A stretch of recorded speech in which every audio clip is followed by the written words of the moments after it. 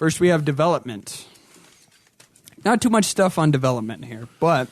There was a lot for the other games, it seemed, so not much for this one. Maybe not much stuff publicly that I could pull or find from. Mm-hmm. Just as the previous games, Hori did the scenario, artwork was by Toriyama, and Sugiyama composed the music. Chunsoft president Koichi Nakamura, co-creator of Dragon Quest, stated he contributed about 10% of the game's programming. 10% by himself? Yeah. That's pretty good. Yeah. It's a pretty long game for doing 10% by yourself. Yeah. So I wonder who outsourced the rest of it. It didn't seem like it was not children, but college students this time. Like the last game. Because it seems to be a lot more better made. Do you know how many people were on the team this time? No idea. I couldn't find any. But I'm assuming it wasn't a lot, because Dragon Quest teams seem to not be astronomical amount of numbers. Yeah, with the first Final Fantasy, there's 7 people? I swear it's 3. I can't 3 remember. actual programmers.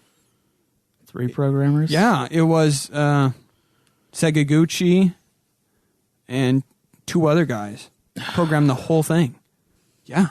Ito. I could be wrong about that, but it wasn't a whole lot of people. Yeah, I can't remember. But yeah, they must have had more people, though, if they hired a team of college students for the second one. Right. But we're not talking hundreds here. So, the game was released in 1988, a year after the original. A longer period of development than its predecessor. Wait. It was released a year after Dragon Quest 1? A year after Dragon Quest 2. Oh, okay. You said the original, so it's what? Yeah, I was confused too. And it reflected the ever-lengthening game development process of the series. Hori, in a 1989 interview, said that developers had perfected the series' game structure in 3.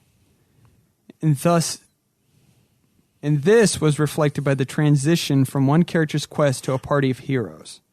In Japan, the password system, which we didn't have to deal with, used on the first 2 titles was dropped in favor of a save slot due to part of Hori's dislike of long codes Fucking finally. that had been that players needed to memorize or record. That is one era of the SNES that I do not choose to remember. It's horrible.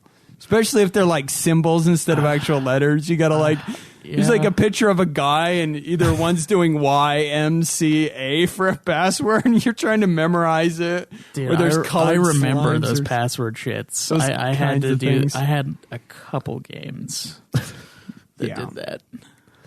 Hori had a policy of removing any features from his games that had been used elsewhere.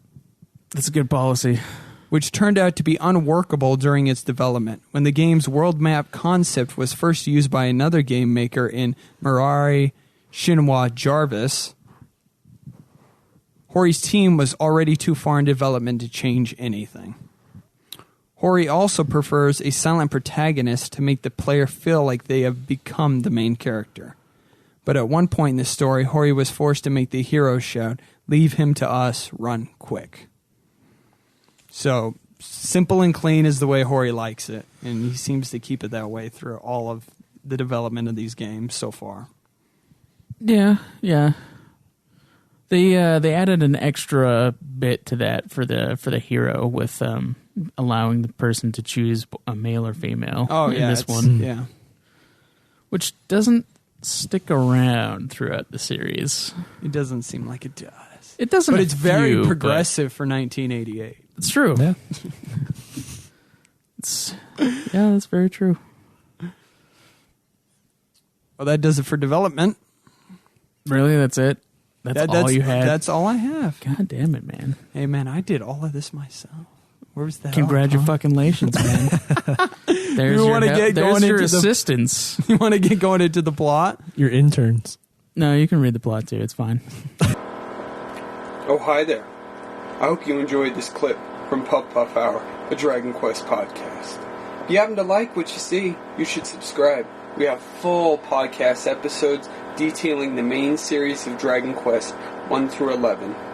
Oh yeah, And if you like the content, you should check out our other shows from All Out Geekdom Entertainment. We have Nude Clan and Ultima Final Fantasy, the ultimate Final Fantasy podcast. Or, Dragon Quest.